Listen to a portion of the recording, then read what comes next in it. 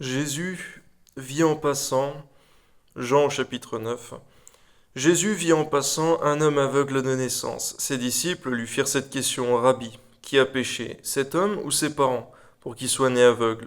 Jésus répondit: Ce n'est pas que lui ou ses parents aient péché, mais c'est afin que les œuvres de Dieu soient manifestées en lui. C'est vrai, Seigneur, que de toute manière, à tes yeux, Seigneur, nous avons tous péché, Seigneur. Mais nous voyons, Seigneur, que tu vas manifester tes œuvres en lui. Amen. Il faut que je fasse, tandis qu'il est jour, les œuvres de celui qui m'a envoyé. La nuit vient où personne ne peut travailler. Pendant que je suis dans le monde, je suis la lumière du monde. Amen. Après avoir dit cela, il cracha à terre et fit de la boue avec sa salive. Puis il appliqua cette boue sur les yeux de l'aveugle et lui dit: Va, et lave-toi au réservoir de Siloé, nom qui signifie envoyé.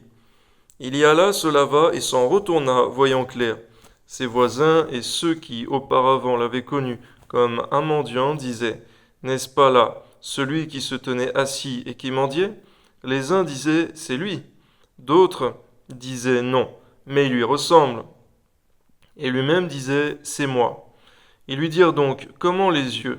Tes yeux ont-ils été ouverts? Il répondit: L'homme qu'on appelle Jésus a fait de la boue, a oint mes yeux et m'a dit: Va au réservoir de Siloé et lave-toi. J'y suis allé, je me suis lavé et j'ai recouvré la vue. Ils lui dirent: Où est cet homme? Il répondit: Je ne sais.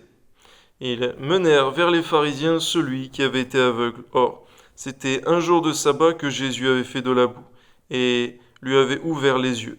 De nouveau, les pharisiens aussi lui demandèrent comment il avait recouvré la vue. Et il leur dit: Il a appliqué de la boue sur mes yeux, je me suis lavé et je vois. Sur quoi quelques-uns des pharisiens dirent: Cet homme ne vient pas de Dieu, car il n'observe pas le sabbat. D'autres dirent: Comment un homme pécheur peut-il faire de tels miracles? Et il eut division parmi eux.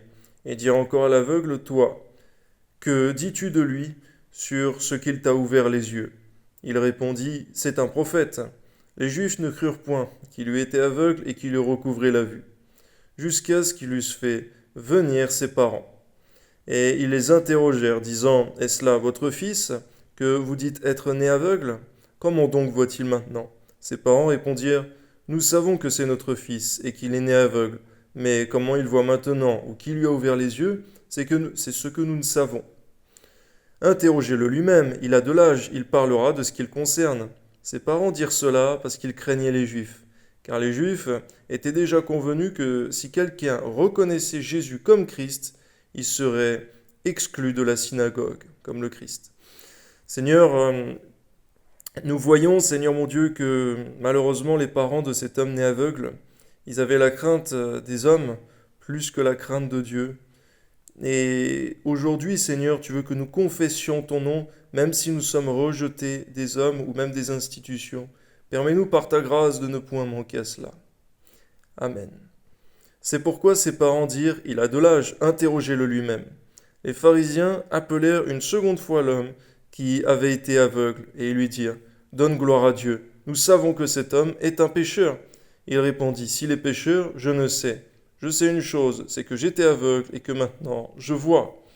Ils lui dirent: Que t'a-t-il fait? Comment t'a-t-il ouvert les yeux? Il leur répondit: Je vous l'ai déjà dit, et vous n'avez pas écouté. Pourquoi voulez-vous entendre encore?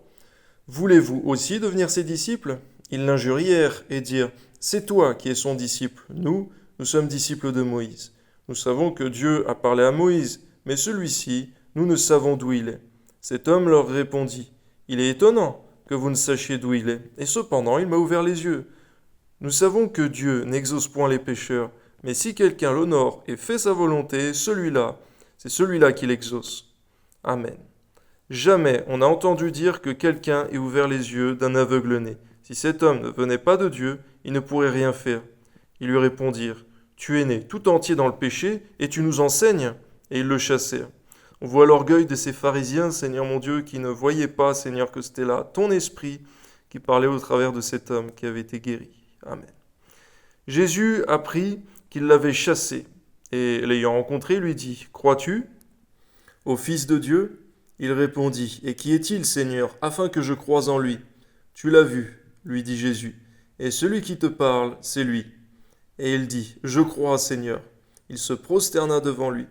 Puis Jésus dit, « Je suis venu dans ce monde pour un jugement, pour que ceux qui ne voient point voient, et que ceux qui voient deviennent aveugles. » Quelques pharisiens qui étaient avec lui, ayant entendu ces paroles, lui dirent, « Nous aussi sommes-nous aveugles ?»